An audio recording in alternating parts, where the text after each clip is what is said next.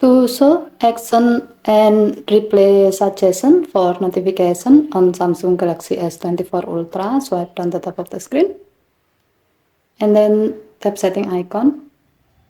Scroll down the screen to find notification. Tap notification and then tap advanced setting. Now tap the gray on off sheet next to suggest action and replace for notification until the switch turns blue to turn it on. When this option is on and you are receiving a new notification, let's say a WhatsApp message, open the notification panel, tap the notification, and you can see that your phone is now giving you some action and replay suggestion based on the notification content. So you can do the necessary action for it with more quickly and easily.